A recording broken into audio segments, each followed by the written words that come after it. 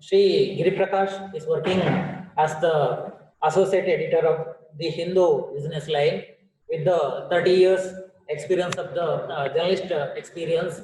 He has many memorable experience to share with us. He will talk on professional issues in print media. On behalf of Department of Journalism and Mass Communication, Kuvempu University, I extend a warm welcome to Sri Giri Prakash. I also welcome our chairman, Professor Varghese, and our colleagues, Professor Purnananda, Dr. Satya Prakash, and all the teachers, research scholars, students of our university, and also different universities and colleges of our country. Once again, I welcome you all. Now I request Sri Giri Prakash to deliver the lecture. All right. Thank you very much for the introduction. Thank you, the university and the faculty. And thank you, students, for participating in this webinar. I'll obviously be talking about journalism profession and the print media in particular. So let me break it into 3-4 parts. The first part will be a bit about the history of the print media, and not about how the printing machine was manufactured, but about from where I started off, and then how it has evolved over the years, and the kind of technological innovations that have happened in print media. That is one part. The other part would be about the profession itself, about how journalism has changed completely. You could later decide whether it's for the good or the bad. But at the end of the day, there are certain fundamentals that have not changed, and that's the good part of it. And later I could take questions. So let me start off from the beginning of my career, and let me dwell upon the issues regarding regarding technology. I think once we are able to go through that, then the rest will follow. So as the professor said about this, that I started my journalism in Times of Deccan, and that's soon after my college. And so what was happening as far as newspaper publishing was concerned? We had those printing presses, but we had everything had to be typeset. Like say you get your wedding cards typeset, something similar to that, where you had to put together the letters which were in in the form of small pieces of iron, and then you put them together and made sentences, words out of it, sentences out of it. It was a very painful job. It took a lot of time, and therefore the deadlines were much earlier than what it is today now. Today, you just email your report. Within minutes, it's there on the web, or within minutes, it's there in the next day's paper, the print edition. But at that time, it took a lot of time. So transitioning from there, we went to the thing called bromides, which is white in color, and they were also typeset. But then the computers, the laptops, there were no laptops at the time. The computers had to be utilized, and then you pasted all of them on a physical sheet of paper, which was as big as our normal paper is. So there were a lot of errors during that time. You could miss out a letter, and you had to be very careful with grammar, punctuation marks, and all that. And I remember that the next morning when they used to do the postmortem of the newspaper, they would highlight that. That's because of the fact that once it gets printed, that's it. There's nothing else you can do about it. It's there in every home. It's there for everyone to see. That is the challenge of journalism. Unlike any other profession, the next morning you'll get to know how good you are as a journalist compared with other newspapers. So most of us have spent sleepless nights, especially those reports which we feel is like one big report which will create a lot of noise and sound and impact the economy or impact the government. You have to be 100% right because you can't recall it. It is there. Nothing else can be done about it. Okay, so I started my career as a sub editor, and it really helped me a lot. I was there for nearly 4.5 years, first with Times of Deccan, and then with Indian Express. And that was the foundation that has really helped me all through in my career, because you get to know how to edit a report, you get to know how to write a headline, and when you have these skills with you, and then you get to know how much to edit, what are the inputs that should be provided inside a report, and how it goes. Once you submit a report, once you write a story, as we call it, as what happens after that. So once you get to know about it, it becomes that much easier to write our own report. We get to know how to report in the first place, right? So it really actually helped me. Those 4.5 years really laid the foundations for the rest of my career. And I'll of course talk to you about some instances as a sub editor, then later as a reporter. There was one, Mr. Arun Shouria, I'm sure all of you know about it. And there was this huge, when I was a sub editor with Indian Express, there was a huge scam that broke out called the Bofors gun scam. The Indian government was accused of having bought Bofors, which is actually a military gun, and from Sweden, and the Swedish manufacturer of Bofors gun apparently paid bribes to the ruling Congress party. And Arun Shouria went ahead. He he, along with Mr. Ram of the Hindu and a few others, went ahead and exposed it. And then later there were issues concerning Reliance Industries, Dhirubhai Ambani and stuff like that. And when I was in Indian Express, I remember that till the last minute, actually, you had to go ahead and Mr. Arun Shouria would keep sending corrections after corrections on a teleprinter. What is a teleprinter? A teleprinter is something which is a machine which worked on telephone lines, right? And then you had to go ahead and then type it. Let's say any report that you type from, say, Delhi, through telephone lines, it would get transmitted to another teleprinter sitting in Bangalore. All right. And then sheets of paper of that would come, and then it had to be again rewritten, edited, and then again on a typewriter, and then it would get transferred to a bromide or a typeset machine. All right. So all these things had to happen. So till the last minute, they would send these reports. Then they would send a lot of corrections.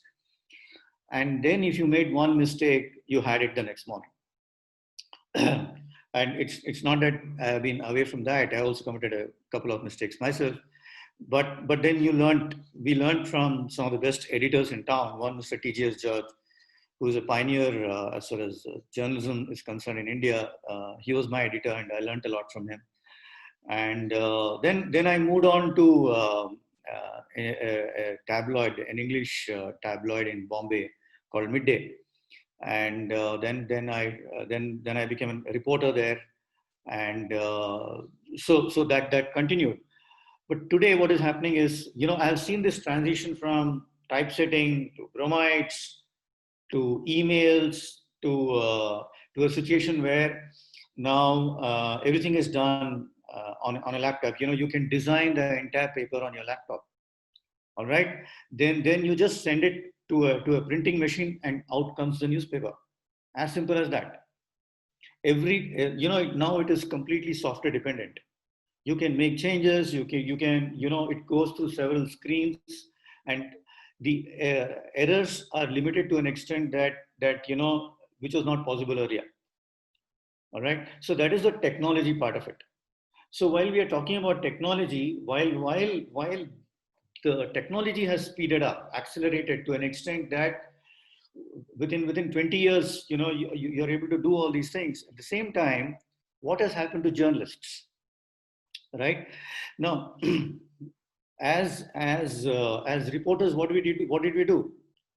We went down to the field, uh, got information, wrote it down in a piece of paper.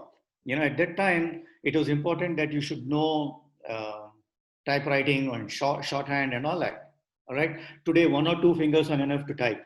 But at that time, you really needed to use all your 10 fingers and then type as fast as possible. Then again, go to a teleprinter, and then it could get transmitted to somewhere else, wherever the edition was. So you did all these things, and from there you transition to they were very difficult to get telephones. There was something called trunk calls, right? Trunk calls in the sense went to you dialed an operator at the office of the telephone department, and then you give the number, and that person would connect it to another office, wherever it is, Bombay, Delhi, wherever, and then you dictated your articles, right? So at that time there were no mobile phones and all that, so it was very difficult. At the same time, the newspaper became extremely important, because everybody wanted to know what the news was, because there was no dissemination of news in any other form except the print, right? And of course, we should also understand that the kind of circulation that we have, they were not like that earlier, right? But there was a committed circulation at that point of time. Now, transitioning from there, we went into a situation where we had walkie-talkies. I remember when I was in Reuters, we had walkie-talkies. You just called up. Walkie-talkies are what, if you look at a cop who uses it all the time.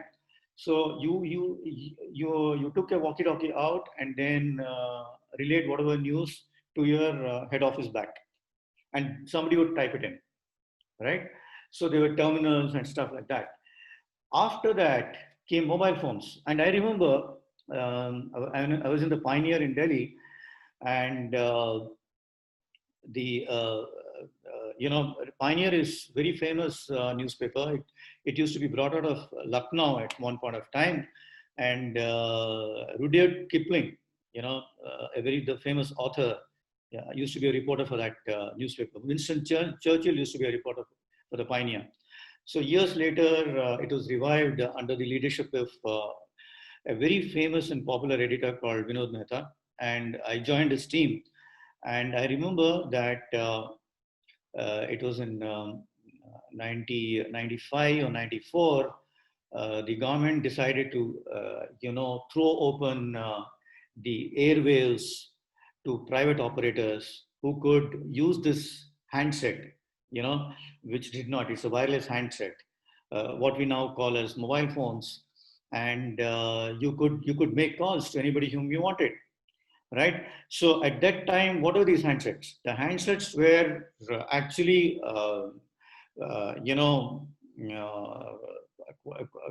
quite in length, and people used to say that it had different uses. You could go and hit a guy as well as make a call. So what happened was, so these mobile phones were not like the smartphones that we have. It had a dial pad and a very small screen, which could tell you which number you're dialing and which number you're receiving. That's it. But at the same time, every time you made a call, you had to pay for it. Every time you received a call, you had to pay for it. And at that time, each minute of the call that you made, you have to pay 24 rupees, right? Today, incoming and outgoing calls are free. But at that time, you have to actually pay 24 rupees, right? So I remember when that was introduced, the first company to bag the license was a company called Bharti Airtel, Bharti Group, which we now call as Airtel. And I remember calling up the owner, the CEO of Bharti, Mr. Mittal, and I called him up and said that you got a license. How does all this will work out? And I told him that, I understand that you can get this handset and this ability to make calls. I asked him how long will it take for someone if he goes and submits his application, a local, any citizen of the country goes and does it, how long will it take him to get a connection? He said, Giri Prakash, it will take less than an hour. There was a point of time when telephone instruments you booked and you got it at the end of your retirement. And then you could have got it, you're able to get a connection within an hour. Now you get it within half an hour. So the point is, then we wrote about it saying that now you can get a telephone connection in hours time, right? So see from the mid 90s, the early 90s to where we have come now. So, and of course, at that time, there were no internets and all that stuff. So that really helped journalists a lot. And then it was a very fancy kind of thing. If you only the editors had those instruments. Later, reporters started having it. Then it becomes much easier for us to gather information. You could call up people. You didn't have to go there. There was look at it now. At that time, if anybody else had this telephone connection, this mobile phone, you could have called up. Today, I don't even need to go to Shimoga. I'm addressing all of you. All right. See the kind of technological advancement that we have had so far. Okay. So that is one part of it. The other part of it is that while it became much easier to communicate news, it became much more challenging. While I was in Reuters, I remember that you had to communicate news in seconds. Okay, Reuters is a foreign news agency based out of the US, and their whole business model is entirely dependent on how you're able to disseminate news in seconds. There are competing news agencies like, say, Bloomberg or Agency France Presse. They all compete for the same second. They don't compete for the same space. They compete for the same second. So if you are able to disseminate, share news to your readers faster than, say, a Bloomberg or an AFP does, then what happens is Reuters gets more business. It does not sell newspapers. It sells what we now call as desktops or terminals, right? So if you're able to do that faster, more terminals get picked up, get sold. That's what the subscribers want, right?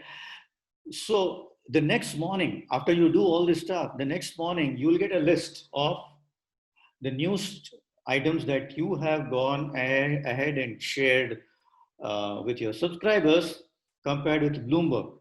So at 10:55, if you share that news to all the subscribers, and Bloomberg beat you by half a second, you get pulled up, right? So technological advancements have happened. It's faster, easier to report. At the same time, it's become much more competitive, right? So therefore, almost every minute of the day, you have to be alert. All right. Now with WhatsApp, you get to know before a man is dead. All right. For example, Pranab Mukherjee, they killed him today morning. And then their children had to tweet saying that he's still alive. Right. So all these things happen all the time. Today you actually don't need a newspaper to everybody is a journalist today. You have a problem, somebody beats you up, there's a police action, there is violence on the street, you take your mobile phone, record it, tweet it, put it on WhatsApp, put it on Facebook. All right. So there has been a rise of citizen journalism, journalists. You actually don't need professional journalists who have done their master's degree or bachelor's degree. Everybody is a journalist. Now, in this space, how do journalists survive?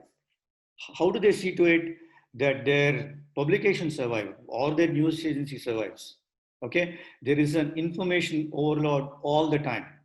You know, as even as I'm speaking to you on my laptop, I'm getting alerts and I'm getting calls and all that stuff, right? And then you have television, for example.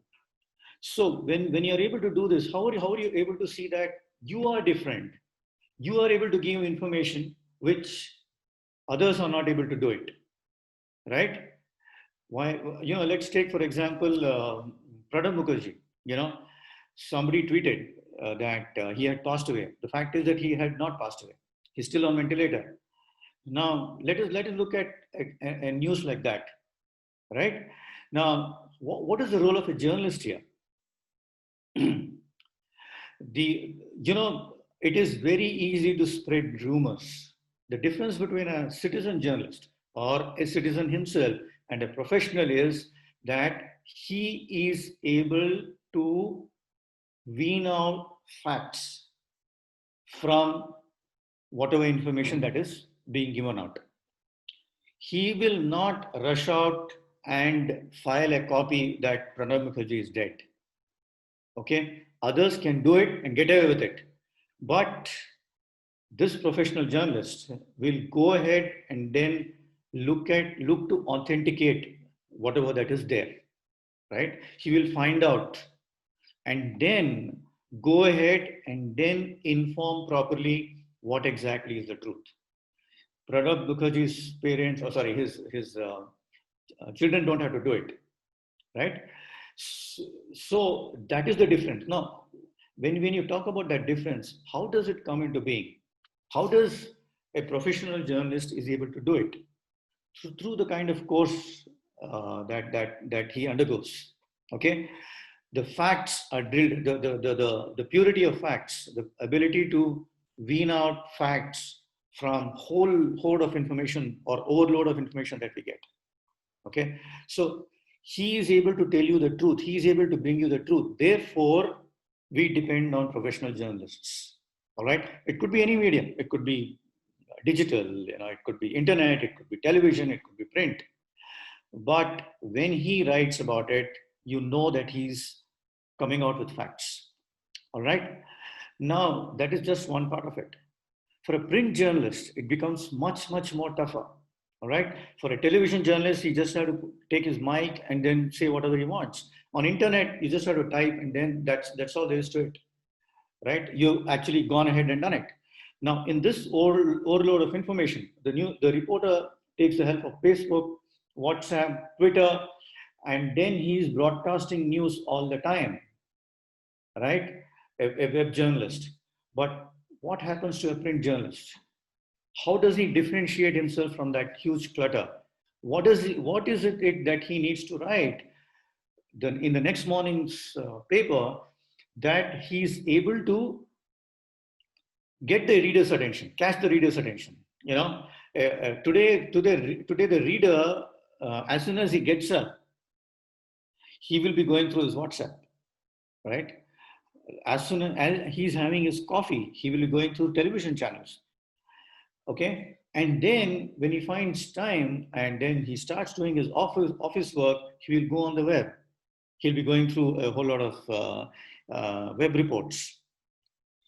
And then there is this newspaper which drops into your veranda and it needs to get picked up and read. So that is the kind of challenge that a print journalist faces. He faces it on a daily basis, right? And then he has to make things so clear that the reader does not go to any other channel, but keeps picking up the same newspaper, right? So that's where the challenge lies. So what are the things that he needs to do? And obviously, journalism schools, journalism courses help you to achieve the kind of skill sets that you need to bring to the table to be a print journalist. Now, a whole lot of newspapers are beginning to understand that they are working in a very challenging environment, right? Now, there are two aspects to it. A digital reporter, the person who usually works on the web, is able to disseminate information, but will it in any way get him advertisement? We are not very sure. Okay, because Google's search engine is in such a way that it puts out information straight away and it becomes very democratic. But at the same time, how do we get advertisement, which actually drives the economy of a website, of a newspaper, right? Now there are several parameters for that. You need to be you need to have a lot of hits, and you need to have keywords, and you need to type them out, and then finally in searches every time you should be able to search for that particular information from that publication. Only then it will drive your news story, as we call it, as from somewhere at the bottom right at the top. But for a newspaper, what does he do, right? How does he get ads, right? How do publishers pay their employees the kind of salaries that they get? Now, two, three things are happening here. Number one, let us take, for example, Sushant Singh Rajput. Okay, unfortunate incident, he passed away. Now, you switch on a television, you switch on your website, overload of information on Sushant Singh Rajput. I assume people know more about him after he passed away than when he was alive, right? So the point here is, now, what is on right in a newspaper, right? What is it that we are able to get people to read that thing? So there are two, three things that we can do.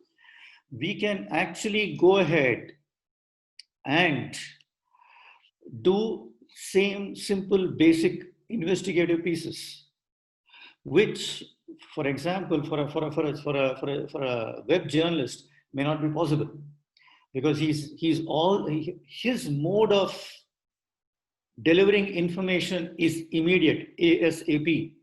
So he misses the big picture, right? When he misses the big picture, his job is to get information as soon as possible right there on the screen, so that there are more number of hits. So his ability to go and investigate gets restricted. But for a print journalist, he has the entire day for himself. Okay. Not only that, he has enough time to cross-check figures, facts. So the next morning, whatever that he puts out in terms of a big feature, a big article, or any information that he provides with a lot of voices.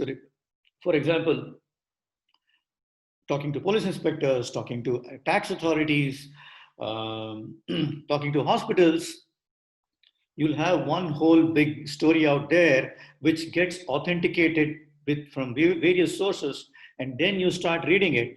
When you start reading it, the challenge for the reporter ends there, because so the reader now realizes that what I am reading is something which was unauthenticated when I got a tweet, or when it was on Facebook or on WhatsApp or on the website. All right, that's when a print journalist wins, and his ability to win every day will win the publication, that newspaper, a lot more readership. Okay, which was not happening earlier. All right, today, unfortunately, what has happened is a print journalist is no longer a print journalist. What we now call as an integrated newsroom, to cut costs, actually. So what is this kind of news happens. The integrated newsroom is about a journalist who does multitasking. He edits his own copy, he publishes his own copy on the web, he tweets, he puts it on Facebook and on WhatsApp, and then the next morning, he actually takes the article, that story forward, and puts it in print, right? So he has to do a multitude of things. As advertisement revenues are going down, we only have readership, subscription, both for web as well as for print. Now it gets bundled together. So it becomes much more challenging for a journalist to actually do this, what I call as a rope trick. Enable that you have, eyeballs on your news websites, and as well as on print. Okay, so it becomes more challenging, more hard, lot more work. But at the end of the day, journalism is one profession, as all of us know, is perhaps one of the most exciting professions that you can ever be.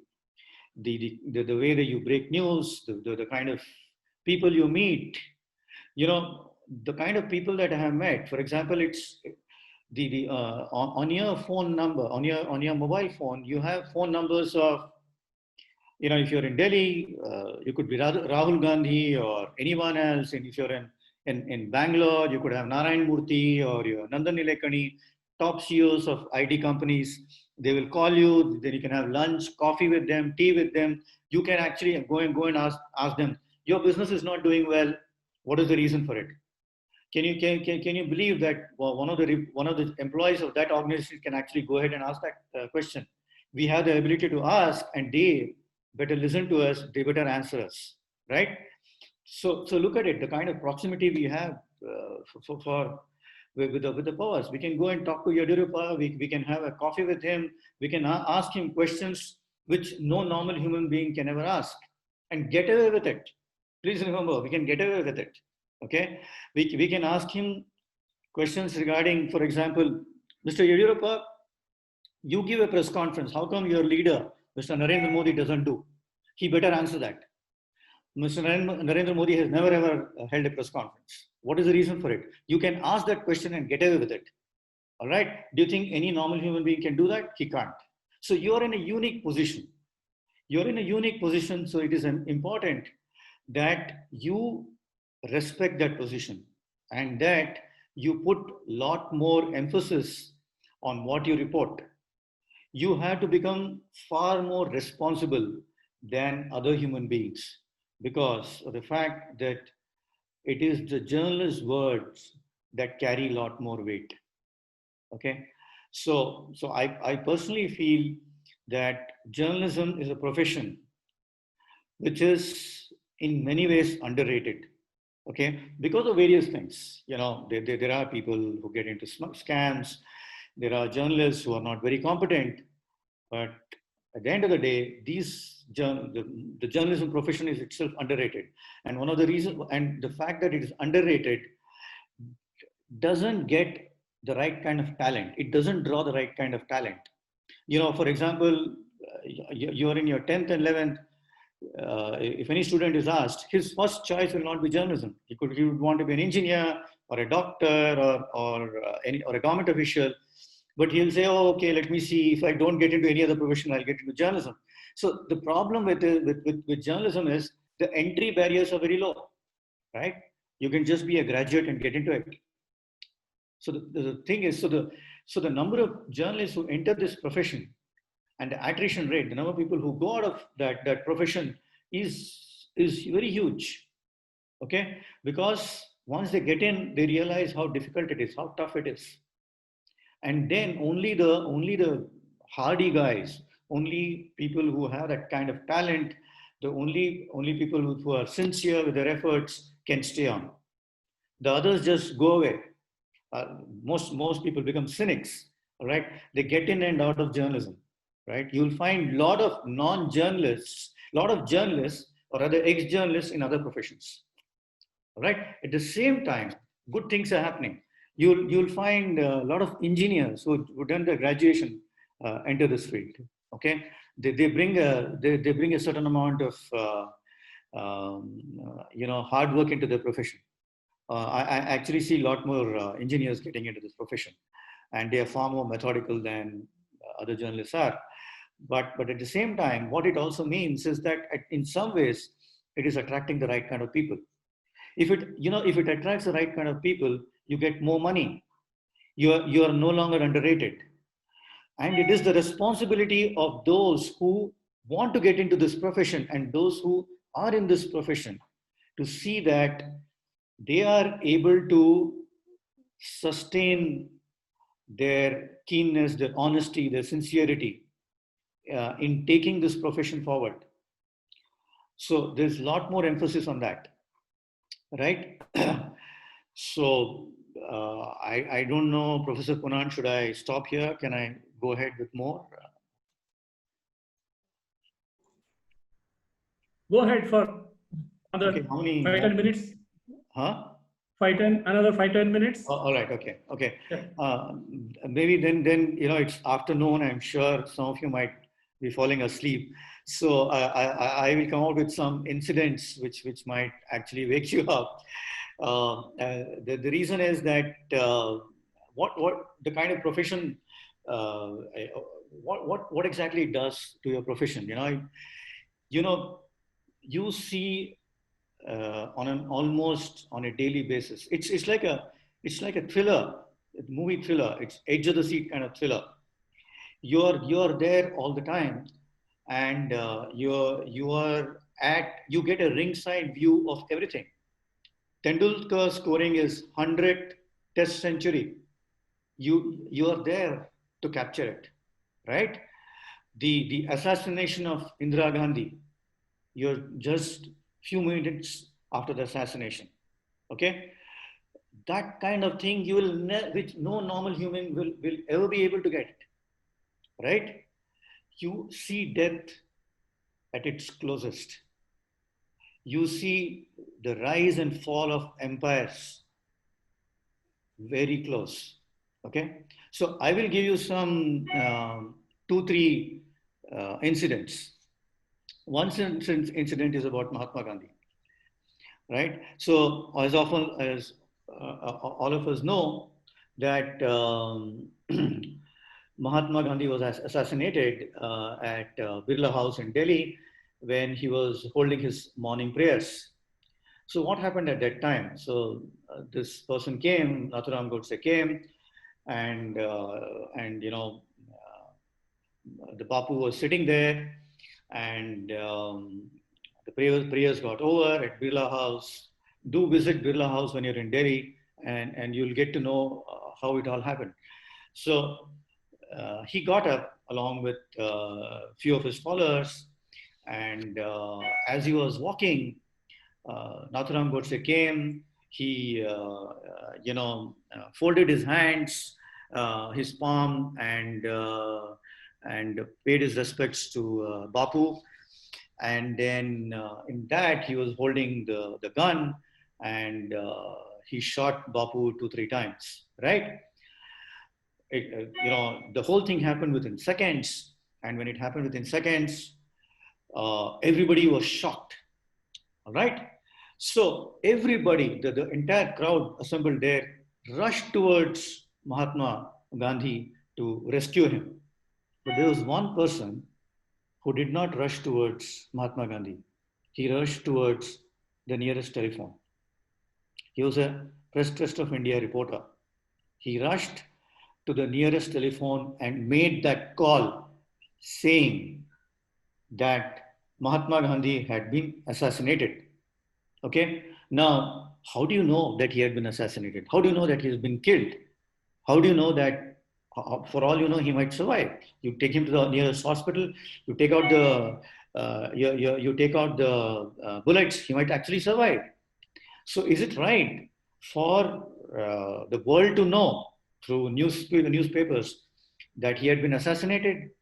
So that was a dilemma for the editor at the other end of the telephone. He said, "How do you know? Are you sure?" So do you know what they did? They only put out on their teleprinters, Mahatma shot, right? Which means only 2 words, right? So what it meant was that we are not sure whether he's been assassinated or not, whether he's dead or not. We'll tell you. It's a developing story, but we know that he has been shot. So to the entire world, the Press Trust of India, or who used to work with this news agency called Reuters, was the first to break this news.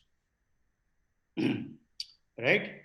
So that is the kind of power a reporter gets. That's the kind of high a reporter gets. He's able to immediately tell the entire world that he broke this.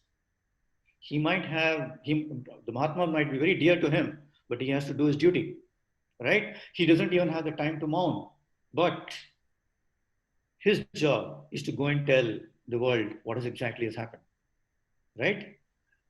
So that's one part of it. The other part that all of us come up with this dilemma, right? We are reporting on riots. We are reporting on accidents. What is the job of a journalist? Should we go and rescue the person who has been injured, put him in a hospital, or do we report? Do we take photographs? This is a dilemma which confronts every journalist in this world. What should he do? Okay. Now, the thing is that while you might say that, I will tell you this photographer in Africa, he took a photograph of a very, very malnourished kid, right? And he put it in one of the newspapers in US, and that photograph won the Pulitzer Prize. 6 months later, to that particular photographer, he received a call from an unknown person. So he called him up and said, are you this photographer? Are you the one who took that photograph of this very malnourished kid? And that malnourished kid actually passed away. Okay. After 1 month or so, it passed away. And that photograph is still in my mind. And so he said, yes, I was the one who took the photograph. And do you know what that caller told the photographer? He said, please remember one thing.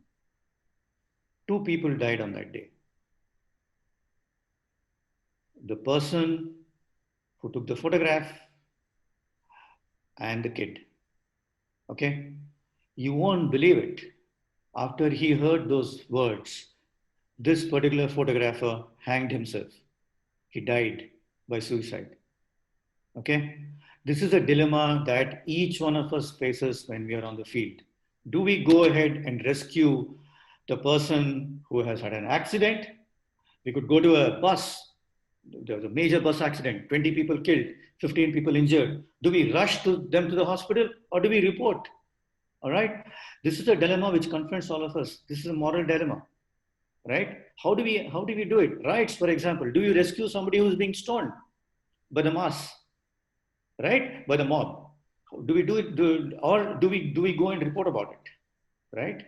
We have such issues all the time. There was this in Kargil, for example. One reporter went in. Right there at the bunker, she kept on relaying what was happening around, and she ended up, I assume, getting far more soldiers killed, and she was widely criticized for it. So this is a dilemma that keeps running all the time. So it's up to you. How do you solve this dilemma? What is important for you? Whether I can do both. Okay, but please remember, if you do not report, it goes unreported. While it is important to save lives, while it is important for you to get the cops there, while it is important for you to see that people are rescued, but at the same time, if you do not report immediately, the world doesn't get to know. And if the world doesn't get to know, then these incidents will keep repeating all the time. So I leave you with these remarks. Thank you very much. If you have any questions, do let me know.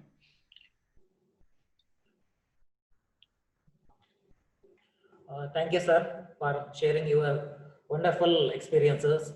You have discussed about how journalism profession has changed over years, causes for that change, competition in disseminating news, then about citizen journalism, and various challenges before the journalist today.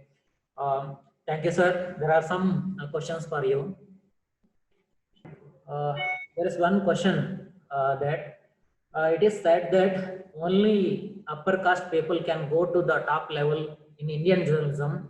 Others who join media is frequently forcefully touched, like no appreciation, no salary hike. Still, also it is happening.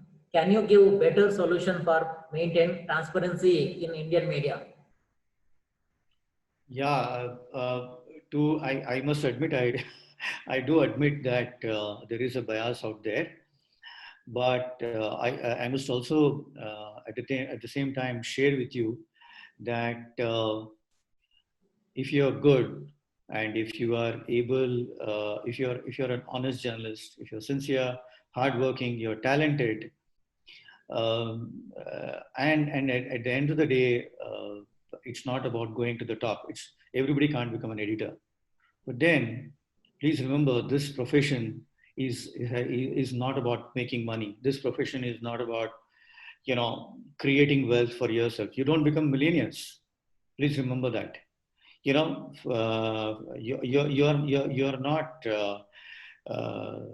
the head of Amazon or head of Apple, all right, or Infosys or Wipro. These are other kind of professions. The joy that you get out of this profession is your ability to deliver news, your ability to inform, educate.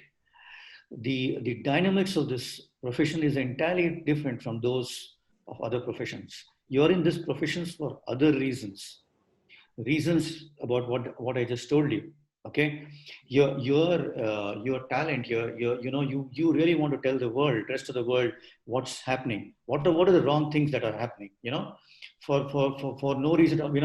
We are called one of the pillars of democracy. Why are we called as pillars of democracy? The IT industry is not called one of the pillars of democracy, right?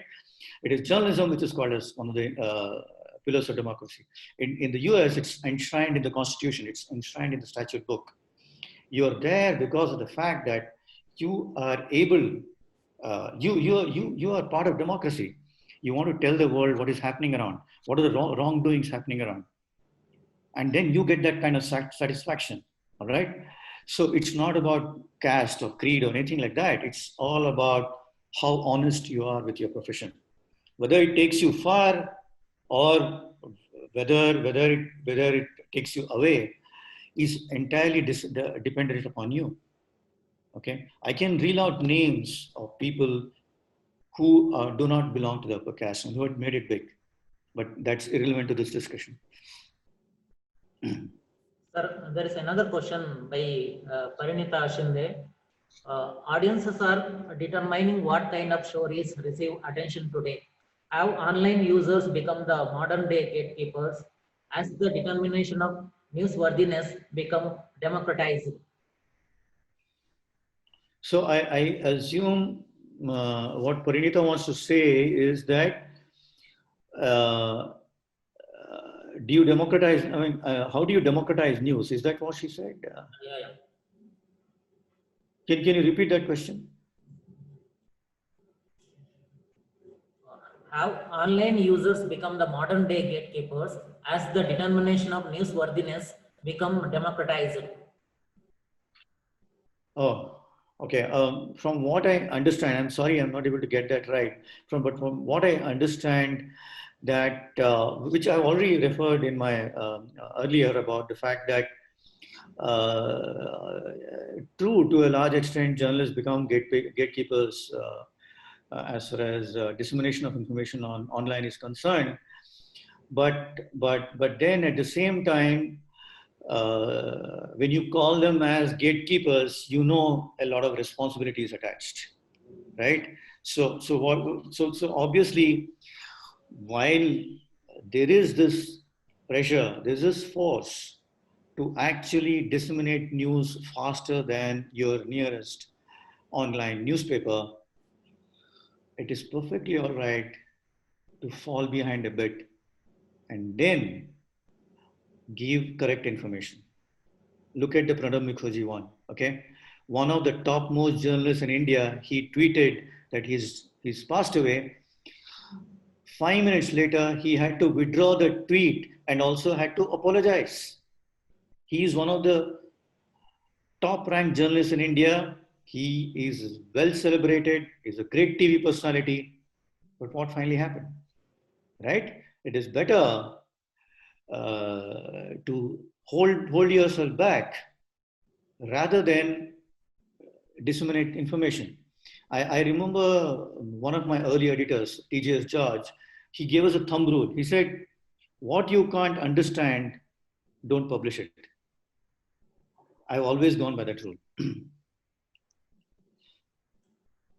Sir, there is another question by Abhi Agustin. Are today's journalists succumbing to the market forces? Can journalists in India able to come out from this phenomenon? Now, what are these market forces?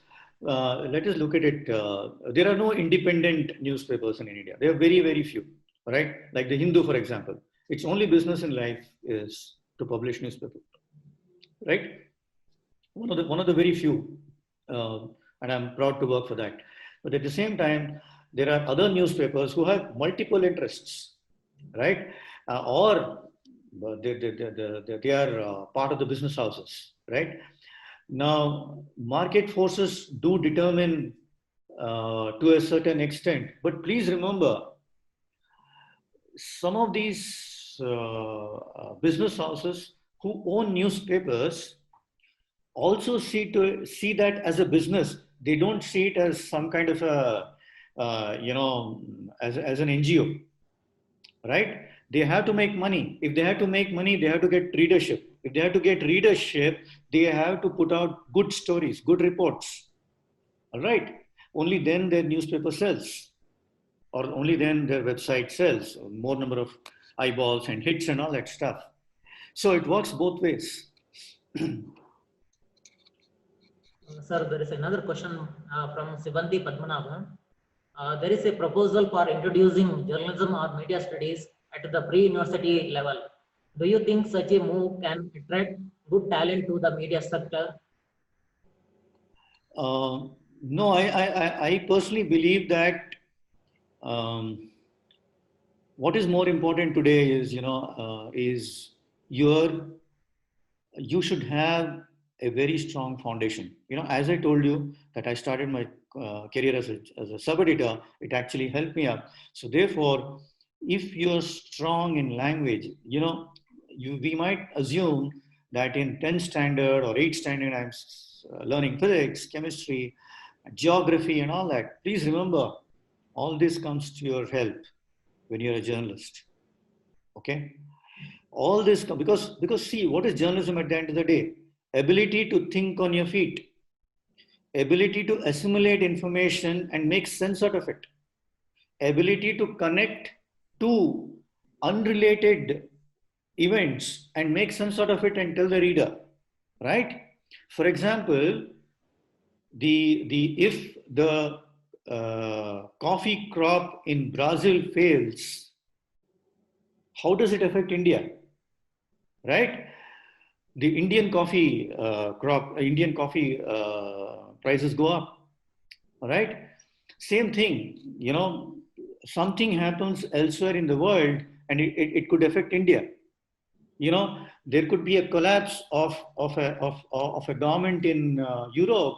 It could affect India. Why? It could be because of the fact that particular government, which entered into several treaties and export kind of agreements, is no longer there to honor it. So it will affect India because if their exposure to that country is very high. Right? Now, how do you get it? You get it by the kind of fundamentals that you teach yourself when you're 8th, 9th, 10th, or PUC first and second years, So introducing journalism is fine as long as it's one kind of a subject, but I would tell you about the history and all that. But the fact that you prepare yourself is something that happens only later. There is a question from Sunil.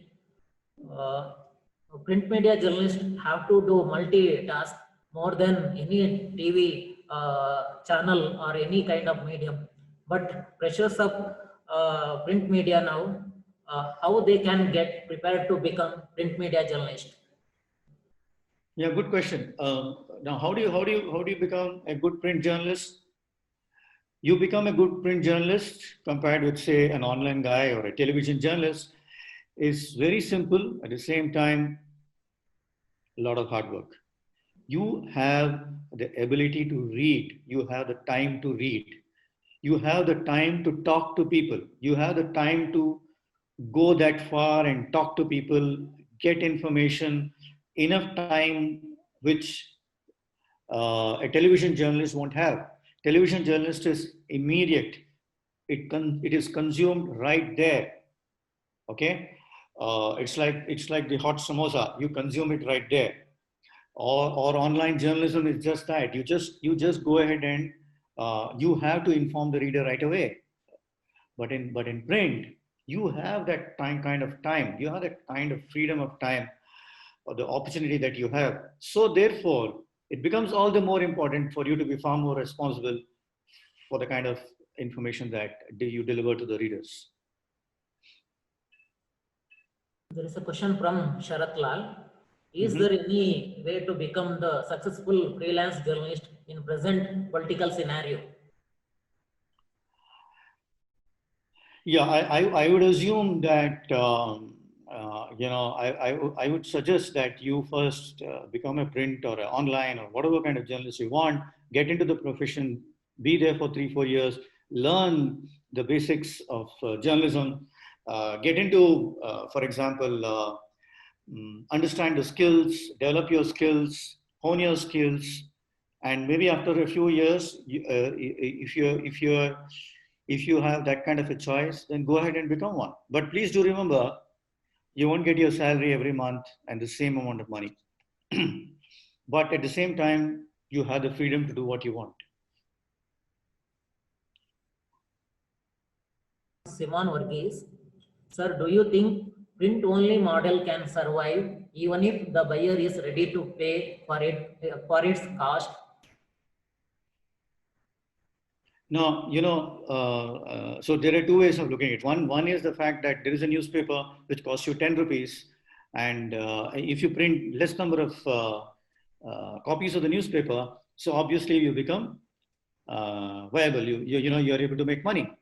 The thing about the print newspaper is this: the more you print, the less money you make. Why? It is because you are using up the newsprint, right? That paper. Now, advertisement support, the subscription, that 10 rupees or 5 rupees, both of them have to come together at a meeting point where you are able to make a profitable business out of your print. But if one of them is not able to deliver that, you end up with loss, right? Now, how do we strike that kind of a balance? The only way that you can strike that kind of a balance is to make the content so good that people pick up the print and not anything else. Unfortunately, that opportunity now looks not so good any longer. Uh, there is a question from Dr. Satya Prasad from Oman. Uh, in these days of information explosion, one of the major worries is the fake news phenomenon. As a journalist, what role can he or she play in educating the readers or viewers on how to differentiate between fake news and credible news? Good question. Please understand, a fake news at the end of the day is called fake because the fact that it does not conform to truth. It does not fact check at all. All right. The fake news will be visible to you only to a certain number of hours or days or whatever it is, right? But the fact is, what are the kind of things that you should look for? For example, can fake news pass off as good news or as authentic news? Now, what are the elements of fake news? But there are three, four things. When for example, uh, let us take Pranab Mukherjee is passing away today, and he is not passed away, right? So, what happened in the morning? They came out with this Twitter. There was WhatsApp groups which sort of broadcasted.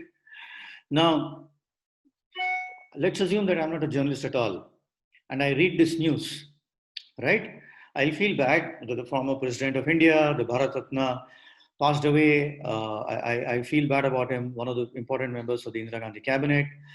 All that is fine, career politician. You feel bad about it, but then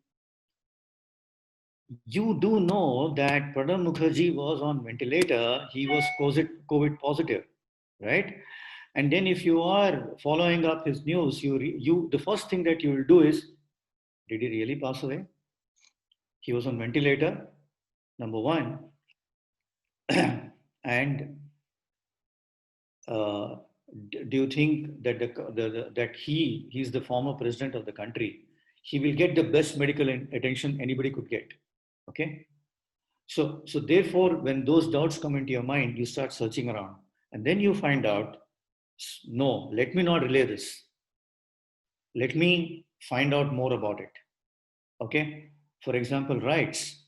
All right. It all starts with the fake news. Why? Because people don't have the patience to authenticate. To do not have the patience to go ahead and say, "Arey yaar, is this happening? Did two people of a particular community went and killed other two people of another community?" All right.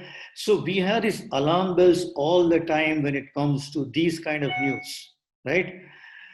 Crop failure and stuff like that, whether it is there or not, is irrelevant. But why we call them as fake news, particularly this, or some leader getting assassinated, or some riots happening, alarm bell should start ringing right away, saying that, boss, I don't think let me find out the truth before I go out into the open and throw another stone. It is actually the responsibility of the person who consumes this news. There is one question from Srinivas Vejataya. Digital editions are instant news providers, but the accuracy is always questioned. General reason given that accurate or senior print journalists are not coming to a digital platform. There is a lacuna in guiding young team to tackle this issue. Yeah, actually, it is very true, because I find that a lot more senior journalists not being tech savvy. You know, you find very senior journalists holding on to feature mobile phones, or to some mobile phone which is of 10-year-old mobile phones. They are not on Twitter, they are not on Facebook, they don't know how to operate. They don't know how to do take one document from Twitter and paste it on Facebook or on LinkedIn, right? So there is a mental block. And another thing is, most of them are also very cynical, saying that, oh, it won't last for a long time. Why should I be there on Facebook? Why should I be there on Twitter? I don't want to expose myself. The sooner they brought down these barriers to information, better for everyone around. Because what do they bring to the table? Experience. That doesn't go away. The only things that they have to break the barriers is all in your mindset. Sir, there is one question from Aaron Managers. Mm-hmm. How does a journalist balance the divide in political ideology in the newsroom? Oh, fantastic question. I mean, all of us, we are living in a democratic society. All of us have our own biases. I might like one party. I might not like another party. I might have my own biases, and I might personally feel that I'm absolutely right. I might also feel that it is my job to advance that bias. It is my job to see that everybody, everybody owns up that kind of a bias, right? But then, what is the difference between you and another ordinary person? Why are you sitting there and disseminating news? You're doing that because you have that kind of responsibility to be neutral, that you're not swayed by biases. All right? You bring bias into the newsroom, you're killing your profession, right? You are not being faithful to your profession. Your consumer, your customer, your loyalty is towards your readership. For some time you might be able to fool them, but they will go away. If you know that article is biased, they will go away. They will move away from there into something which they feel is more factual, more neutral. From Rupa K. Mm-hmm. Do you hope nowadays media play the role of fourth estate? Democracy is still alive? No, she wants to know whether democracy is still alive. Yeah.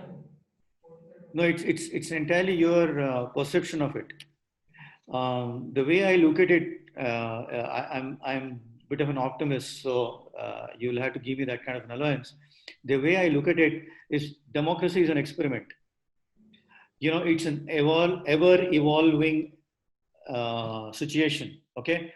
You go to you're walking on a road, you're driving down, you'll find work in progress kind of,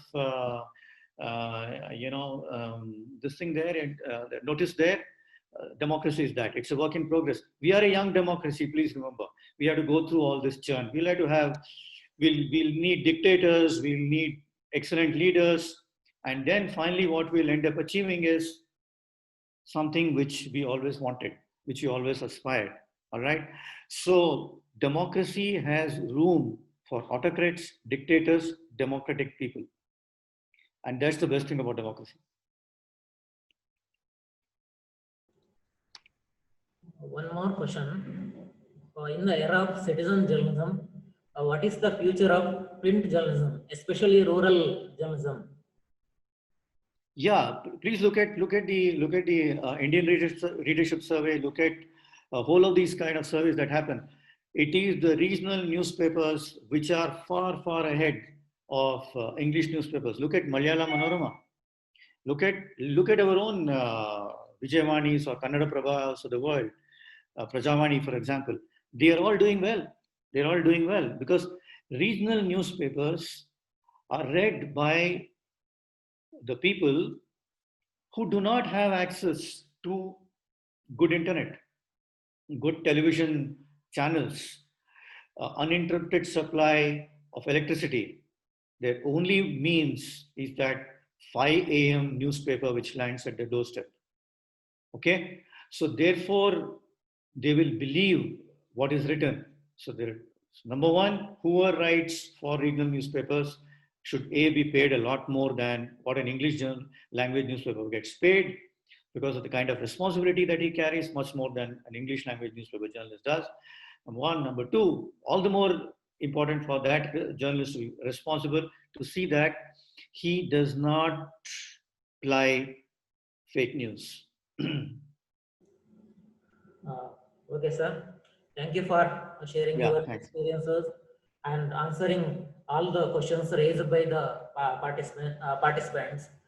At the end, on behalf of our department, I extend a warm thanks to Sri Giri Prakash for delivering a wonderful lecture. I also thank our chairman, Professor Varghese, and also our colleagues, Professor Purnananda and Dr. Satyaprakash MR. And also I thank our students, research scholars, and teachers from the different departments, and also from the different colleges and universities. Once again, I thank one and all. There's one announcement. Tomorrow, the third session will start morning at 10 o'clock. Please join with the session. Tomorrow at the first session, Sri Kesari Arau will talk on the filmmaking in the digital age, challenges and opportunities. Kindly join the session and make it successful. Thank you once again. Thank you, Dr. Varghese. Thank you, Dr. Punan. Thank you, Dr. Satyaprakash. Thank you to the students. Yeah, thank you, Giri Prakash, for coming on. Yeah, thanks. Yeah.